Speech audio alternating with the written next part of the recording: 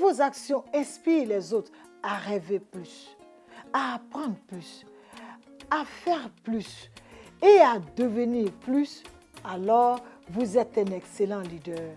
Cette citation de John Quincy Adams met en évidence l'ensemble des qualités personnelles et des compétences relationnelles du leader, afin de reconnaître l'effort fourni et le travail bien fait des membres de son équipe. Vous conviendrez avec moi que le bon leader doit avoir la capacité et l'humilité de savoir féliciter et apprécier. Bonjour à toutes, bonjour à tous, mes chères héroïnes. La conception du leadership ne se rapporte pas en réalité à une fonction, ni à un titre officiel, mais plutôt à un ensemble de comportements et une attitude charismatique qui, au final, donne envie aux membres de son organisation, que ce soit en politique ou professionnel, d'écouter et de se surpasser.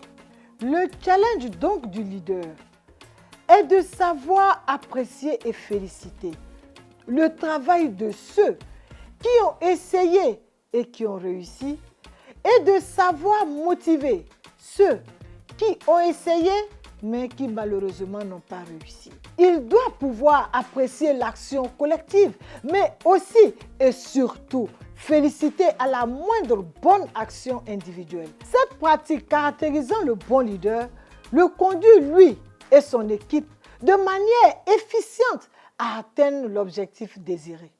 Mes tendres héroïnes, de mon expérience en politique comme en entrepreneuriat, j'ai dû me construire une identité de leader aimant, proche des miens. À travers donc ce management de proximité et d'accessibilité, je me donne le temps d'écouter, d'observer, d'apprécier et surtout de féliciter mes collaborateurs, même ceux qui ne sont pas au premier palier de mon organisation. Il m'arrive même d'aller au-delà.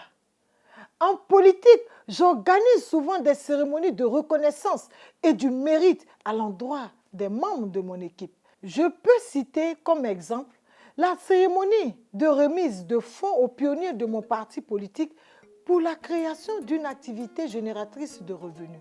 Aussi, j'organise souvent des cérémonies de remise de prix aux femmes de ma fondation pour les féliciter de la bonne gestion des fonds mis à leur disposition. Sans oublier de motiver à travers des formations d'accompagnement périodiques celles qui n'arrivent pas à mettre à profit les fonds qui leur ont été octroyés.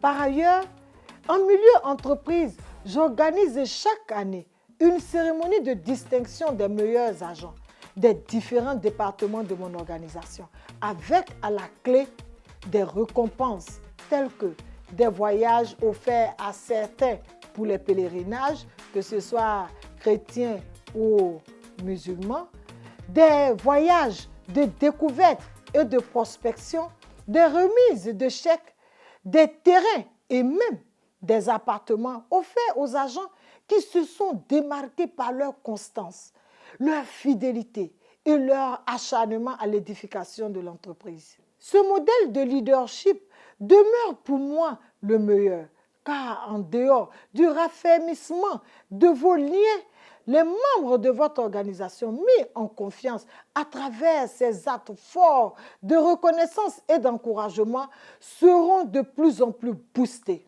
seront de plus en plus aptes à donner le meilleur d'eux-mêmes et seront de plus en plus résolus à atteindre l'objectif qui devient commun pour tous.